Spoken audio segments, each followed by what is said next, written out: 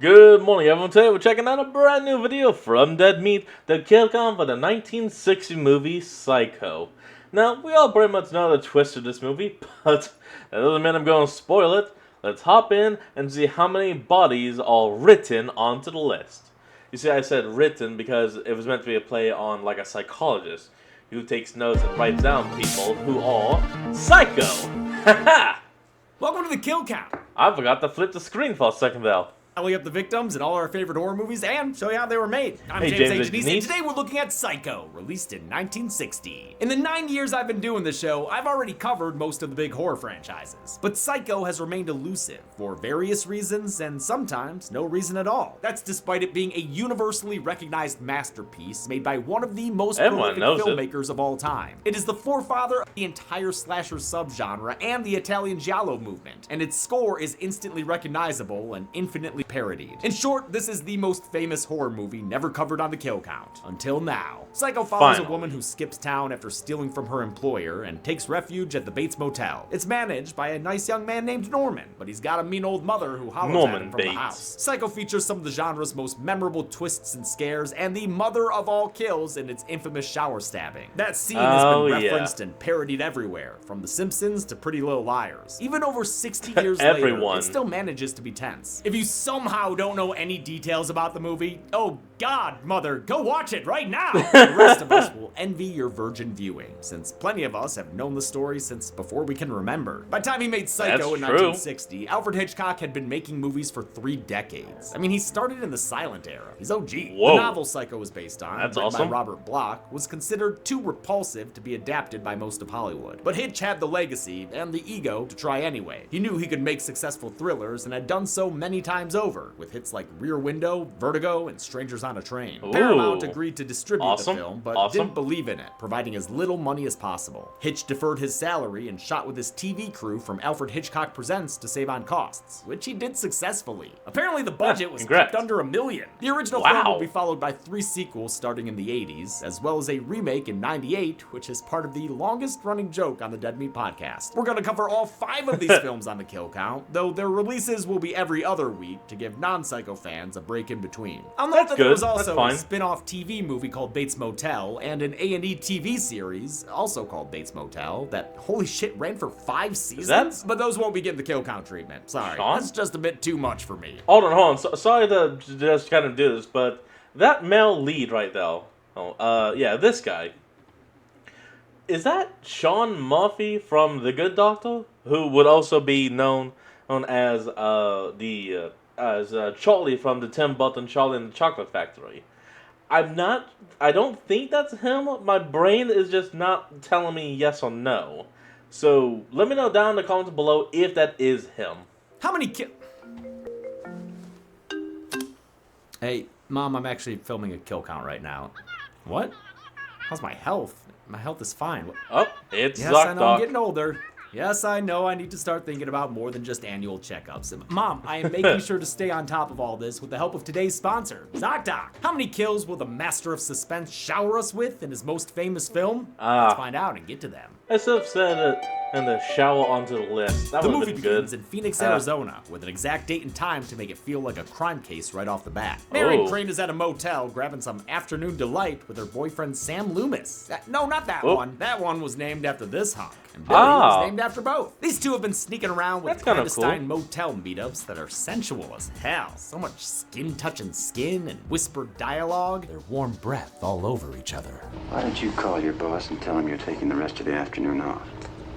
Friday anyway, and hot. Marion wants to be the Marion kind, and although Sam can't resist that neck, he also can't afford to make her an honest woman yet, since he's divorced and in debt. Tell you what, Damn. when I send my ex-wife for alimony, you can lick the stamps.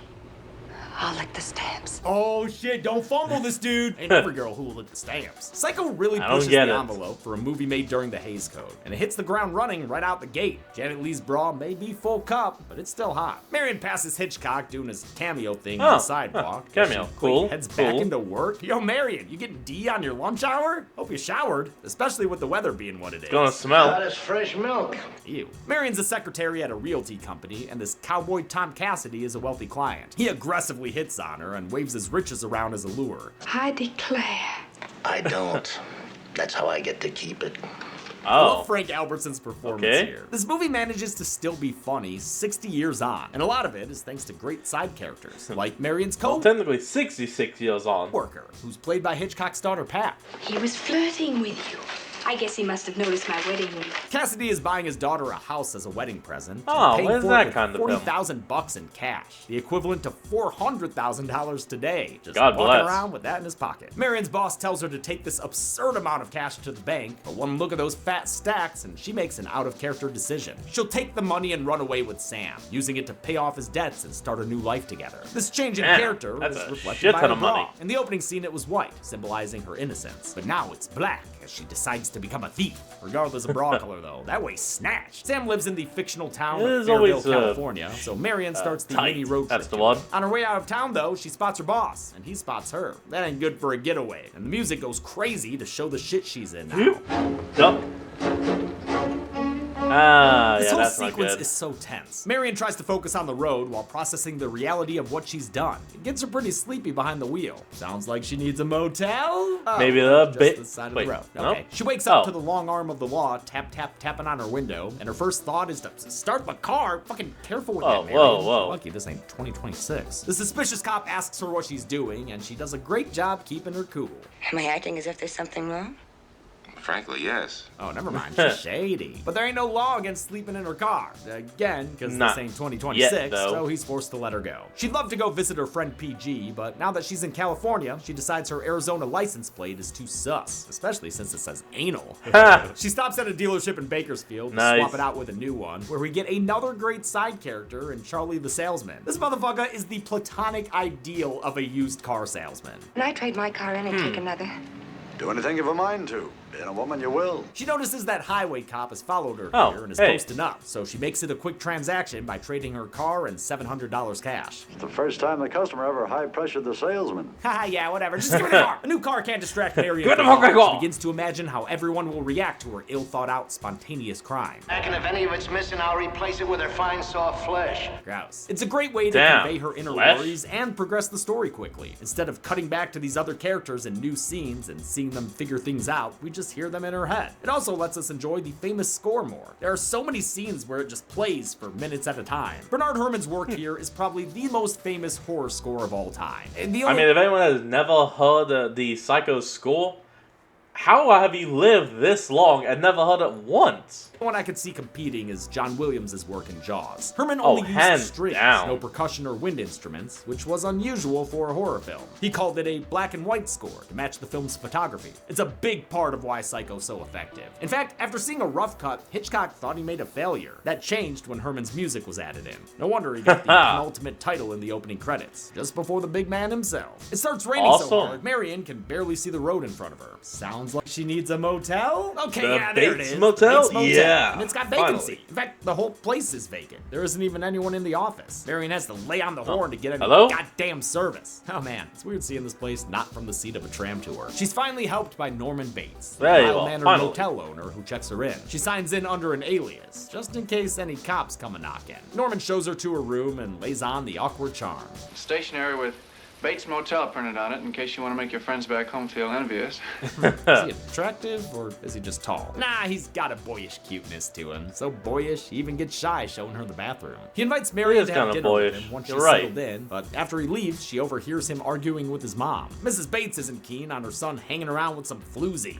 By candlelight, I suppose, in the cheap erotic fashion of young men with... You know, James is probably, of course, going to answer this question, but I'm still going to ask it first. Who was the actual voice for the mother Bates? cheap erotic mind. What the Okay, fuck? that was a little How can close- Marion too close hear to that someone from all the way else. down there in the rain? Like, use your inside voice, lady. Seriously though, imagine how loud that would actually have to be for her to hear it down there. Go on, don't tell her you'll not be appeasing her ugly appetite with my food. Norman returns with a gourmet meal of sandwiches and milk, just as promised. Sandwiches and milk. Marion brings up his mom, but Sandwiches he and milk. excuses her. She Will. isn't quite herself today. They head into the office parlor, decorated by an avid avian aficionado. I'm beginning to Lot of think bugs. this Hitchcock guy had a thing for birds. Perfect place for Marion. Oh, yeah, that's right. He was the one that actually made the movie Birds. Oh, she is a crane. The meal gets off to a awkward start since Marion eats while Norman just Awkward. sits and I get watches it. her. Maybe try some small talk, man. You got got any hobbies? My hobby is stuffing things. Whoa, dude, Whoa. coming out a little strong there. Crazy. Oh, he means taxidermy. Duh. Norman explains that the motel's business has been slow ever since the freeway opened, which would have been pretty recent. The interstate highway system began in 1956 under Eisenhower, and as the new freeways were built, a lot of the old roads that were part of the numbered highway system got bypassed or decommissioned. Still, Norman can't abandon the Well, place, it's something. since he's got to take care of his mother. As for friends, well, he's a bit of a Buster Bluth. A boy's best friend is his mother. Marion tells Norman he Oh, shouldn't be a not little good. bitch when it comes to his mom. She overheard her yelling and treating him like shit. He says she's been sick in the head ever since his daddy died when he was 5. A son is a poor substitute for a lover. Okay, I just feel like you should Yeah. never have to say that sentence. Marion says if his mom is that sick, he should put her in an institution so he can spread his wings and fly like an unstuffed bird. But Norm gets offended by the idea, saying his mother is harmless. She just goes a little mad sometimes. We all go a Yeah, little get mad help. sometimes. This talk about temporary Get help. madness and seeing someone so stuck in life convinces Marion to head back home tomorrow and right the wrong she's done. She'll return the money and get herself out of this trap of her own making. She heads to her room and gets ready for bed, not knowing nosy Norman's peeping at her through a peephole. And this was premeditated peeping too. He intentionally gave her cabin 1, knowing it'd allow him to creep. He doesn't see too much, Oh. at least in the final cut. There is an unused shot where she starts to take her bra off. Holy shit, that is saucy for 1960. Norman kind of it. excuses himself back to the big Oh, house okay then. as Marion does some napkin math. Before she cleanses herself, she has to see how dirty things have gotten. She figures out how much of the money she's used so far, then flushes the ledger of criminality down the toilet. I guess this was the first time a flushing toilet appeared on screen in an American motion picture, in spite of pushback from the Production Code Administration. Marion Pushback? bears her Uh-huh. back for the most famous shower in cinematic history, as she Oh, no freaking way! It happens this early? Damn! scrubs the crimes of the day away. Someone sneaks into her room and stalks towards her in the background. They pull And back here the it shower comes. curtain and stab her to death as the Ree, music crescendos to a shrill ree, screech. This has ree, got to be ree. one of the most viewed scenes of any horror movie, studied by film students in their editing lectures and pubescent boys trying to get a glimpse of something. Sorry, Gooners, I got nothing for you. You'll have Yeah. to frame by frame the 98 remake instead. They ensured things Oh, would go on there set you go. by having Janet Leigh wear moleskin pasties, as suggested by costume designer Rita Riggs. They also Good employed thinking. a nude model, future Playboy cover star Marley Renfro. Hitchcock wanted a nude model because he felt that a person who was naked professionally would be easier to deal with than an actress who had no experience. Actually, I could see the understanding of that. And yeah, if you're going to have someone nude on screen, it'd be better to have someone that, gets paid to be nude instead of someone that's never been more nude than maybe underwear before. Being naked in front of hundreds of people. How much Renfro did is disputed. Lee said she was mostly a stand-in, and that the only shots with her body are when it gets wrapped in the shower curtain and put in the trunk. Renfro claims she was in a few other shots, like the hand pulling down the shower curtain. It's probably impossible to know for sure, but at the very least, she was involved in this unforgettable scene. I usually tell people I mean, technically, if you had other people that were there, like even just a cameraman, they may be able to tell. But that's still kind of a long shot. that I'm not famous, but I did something famous. And boobs aren't the only thing we don't see. You never actually see the knife go into skin, although plenty of people swear they did. They were tricked by the sound effects, which was a knife stabbing into cassava melons, and the rapid editing. The shower scene is only 45 It's so seconds long, classic. but is made up of 78 different shots. It was God, that's a lot extensively of cuts. storyboarded by Saul Bass, who also did the Almost opening 2 title cuts a credits second. based on the book's original cover design. He had already designed opening credits for Hitchcock in Vertigo and North by Northwest. With Marion dead in the water, the score goes silent, leaving only the sound of the shower and Norman's reaction from the house. Mother, oh God, mother, blood, blood. Delicious blood. As most people know, Hitchcock used Nah, I think you mean it's grenadine for my ice cream treats. chocolate syrup for the shot of blood. Okay, you know what? I have to say, James, make a shirt that says it's grenadine. That's all it needs to say. I had something.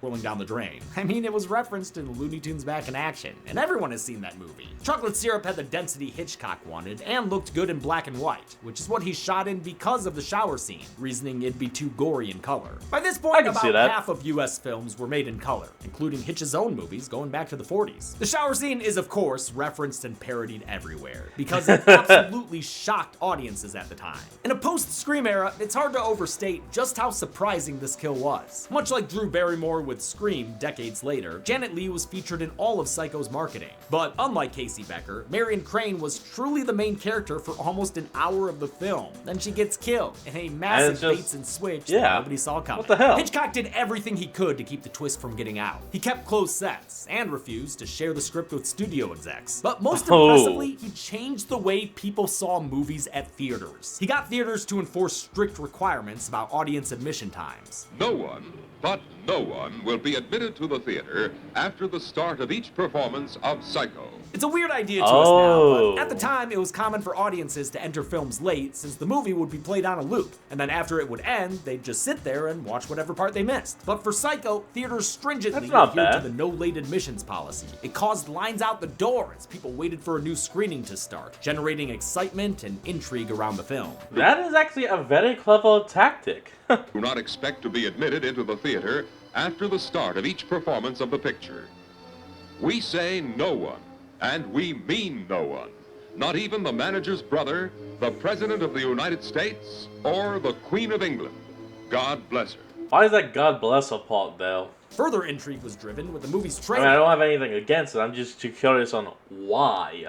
A 6.5-minute video of Hitchcock walking through the Bates house and motel, showing off the scene of the crime. In this house, the most dire, horrible events took place. He and the crew shot it in a single day after production wrapped while the sets were still up. Compared to shooting the film, it was relaxed and low stakes. A real fun time. Looking back on that day, it was like a party day with Mr. H. Conversely, the shower scene took a whole week to shoot. A third of Janet Leigh's 3 weeks on set. The most difficult shot was probably the one that starts on a close-up of her eye after she's dead. There was no autofocus at the time, so the lens had to be adjusted by hand for the entire unbroken shot. Leigh had to lie there and hold completely still as water dripped down her face. And so it was maddening. It's like having an itch and not being able to scratch it. She had to do more than 20 takes, and only one ended up being usable, which they still had to cut away from since she took a breath during it. Norman comes back to cabin 1 and mops up the mess dutifully. In fact, it's an extended... What? A sane person would call the... Oh, right, he doesn't want to have his mother arrested. Cleanup sequence that goes on for almost 10 whole minutes. We really sit there and watch every step of the process. He wraps up Marion's body and sticks it in the trunk of her car, which he then pushes into a nearby swamp. There's a beat of dark humor when it stops sinking for a mo, threatening to stay above the surface for all to see, but eventually it relents and dips down completely. Sam Loomis is working at a hardware store, maybe one that sells Michael Myers masks, when a woman shows up. It's Lila Crane, wondering where the hell her sister is. She ain't the only one looking for Marion either. There's also a private investigator named Arbogast? Arbogast. Sure. Arbogast. Go fuck yourself. Arbogast was hired by Tom Cassidy's family to track Marion down and get that money back. He thinks she's hiding somewhere in town and swears that he'll find her. Oh, I think my money's at the bottom of the lake with her now. Swamp, whatever. But Sam swears he ain't got nothing to do with it. Everyone's swearing, you bunch of potty mouths. An investigation montage leads him to the Bates Motel, where Norman's on the front porch eating candy corn. Corn with a K? Why are both of them spelled with a K? Agamemnon has a picture of Marion, but Norman tries to Mariah Carey that shit and says, I don't know her. The detective asks for his guest book, and he might have to investigate his web ring next. Arga blasts a hole in Norman's lie when he recognizes Marion's handwriting and alias. She used the surname Samuels after her lover Sam. Confronted with that evidence, a flustered Norman admits Marion did get a room, but she left the morning after her stay and never came back. Arbogast don't buy that shit. He starts to suspect Norman was bribed or tricked by Marion. Which technically isn't a lie. But Norman says she couldn't have gotten away with something like that. She might have fooled me, but she didn't fool my mother. Arbogast is all like, okay, then let me talk to your mom. Let me but speak Norman to says her. absolutely not and tells him to leave. Anthony Perkins is incredible as the nervous, stuttering Norman Bates. Though he looks even younger, he was 28 here and had a Best Supporting Actor Oscar nomination for his role in Friendly Persuasion. His Norman Bates is way different than the character in the book, who was a pudgy, balding, middle-aged man inspired by Ed Gein. But the novel was hardly referenced once work on the film began. I mean, the book shower kills, full decapitation. Screenwriter Joseph Stefano made a lot of changes, like following Marion for the first hour. That idea convinced Hitchcock he was right for the job. Another change was that he wanted Norman to be more likable, especially since the movie follows him after Marion's murder. Stefano thought Perkins was perfect in the role, maybe because he was living as a closeted gay man. Afraid that his sexuality would ruin his career, Perkins even married a woman, Barry Berenson, in 1973 and stayed with her until his death in 92. We're all in our private traps. clamped in them. Huh. And none of us can ever get out. Sam and Lila get a call from Arby's I man who respect says the this Bates guy. Motel has got the meats. And by meats, I mean suspicious shit going on. He sneaks back into the motel to snoop, but doesn't find anything in the office. He heads up to the main house next, where he walks his ass right through the front door and up the stairs. In an awesome overhead shot, he's attacked by Mrs. Bates, who stabs at him and sends him flying backwards down the stairs. I've always loved this shot. She ultimately cuts down his arbor ass with a few more knife stabs. Arbogast's Fall was shot in 2 parts. The first had Hitchcock shooting the movement down the stairs without actor Martin Balsam there. Then, Balsam was filmed sitting in a chair, waving his arms in front of a screen projecting the footage of the fall. He didn't fall down a single step.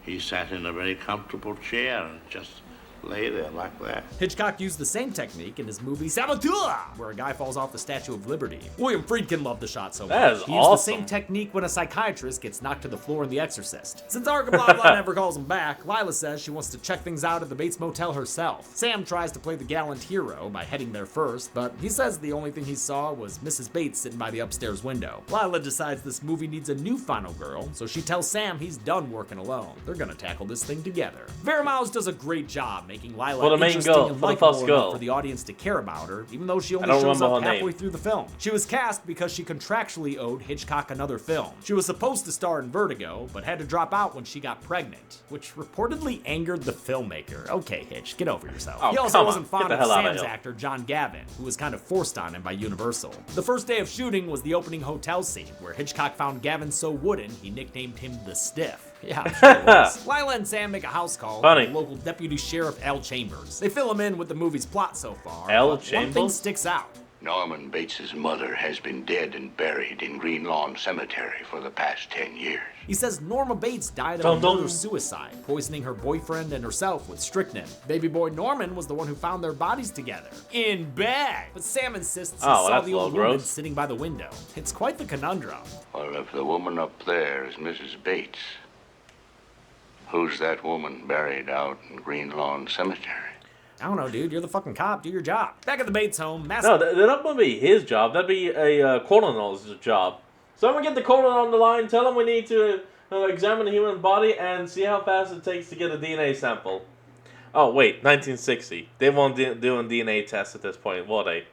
Okay. Mr. Bates tells Mama Bates he's putting her in the Bates basement, or the Bates fruit cellar. You think I'm fruity, huh? No, Mother, I think you're nuts. The voice of Mrs. Bates was several voices spliced together, including Virginia Gregg, Jeanette Nolan, and a dude named Paul Jasmine doing an old woman character. Despite his mama's Oh. protests, Norman picks Well, her okay up then. and carries her down to the cellar. It successfully hides her, since after an off-screen visit, Chambers tells Lila and Sam that Norman was the only one home. But Lila knows something ain't right. She thinks Norman killed Marion and stole the money for himself. Mary, She and that's Sam the check name. into the motel, Okay. where Sam insists on signing the guest book and sees Marion's alias. They sneak into her old cabin and notice the missing shower curtain, then find the remnants of the note she tried to flush. Lila tells Sam to distract Norman, while she heads up to the house to find Mrs. Bates. I don't like you going to that house alone. I can handle a sick old woman. While she gets busy with B&E, Well, lucky for Sam you. strikes up an uncomfortably close conversation with Norman. That is Lila looks uncomfortably around and close. finds Mrs. Bates' bedroom, complete with cosmetics on the vanity, old lady clothes in the wardrobe, and a jump scare. Sorry, what the hell was that on the vanity? Was that metal hands or weird-ass gloves? in the mirror. Ah! Oh, it's just me.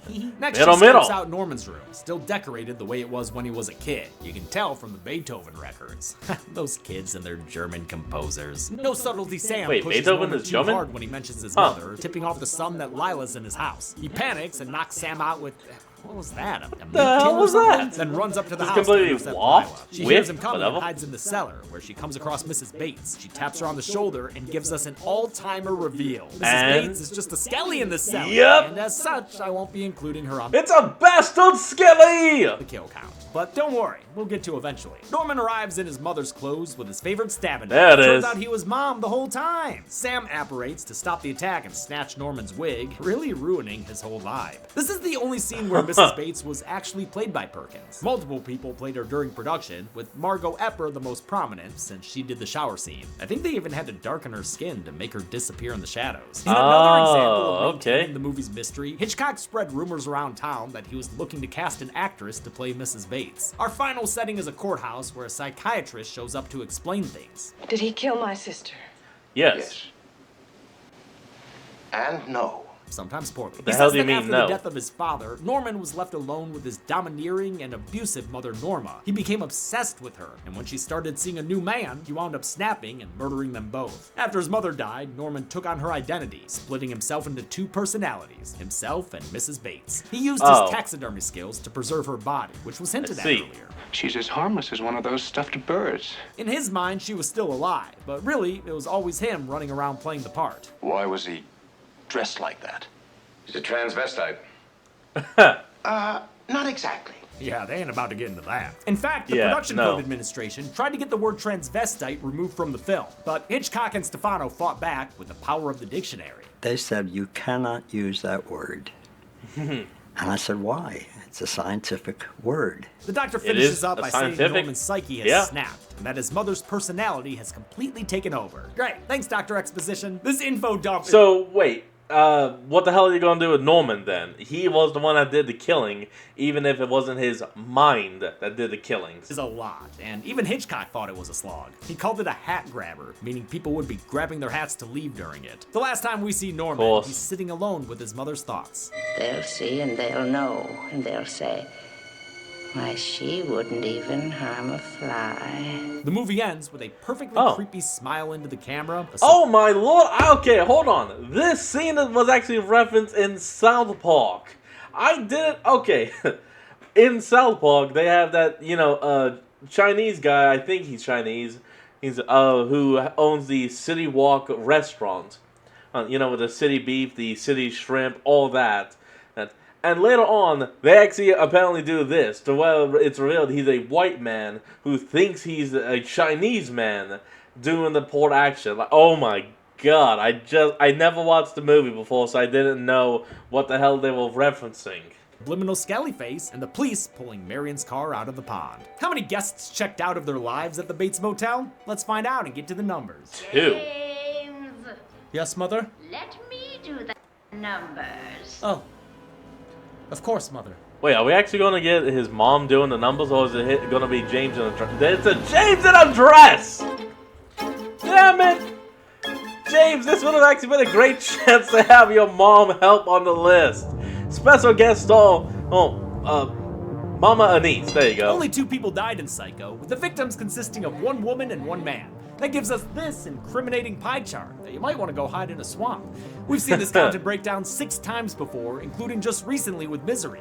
With a runtime Good of movie. 109 minutes, Psycho had a kill on average every 54.5 minutes. I'll give the Golden Chainsaw for coolest. I mean, it's the shower kill. Fucking obviously. Yeah? There's never been a more golden Chainsaw. nothing else on it this could show. go And I to. won't give a dull machete for lamest kill, because I like the way Arbogast fall down the stairs. And that's it. Psycho was released in 1960, and while initial reviews were divisive, it became Hitchcock's biggest box office success and was nominated for down. 4 Oscars, including Best Director and Janet Leigh for Supporting Actress. Make sure you tune in for the sequels. One of them is great, and the others aren't bad. But until next time, I'm James A. Janice.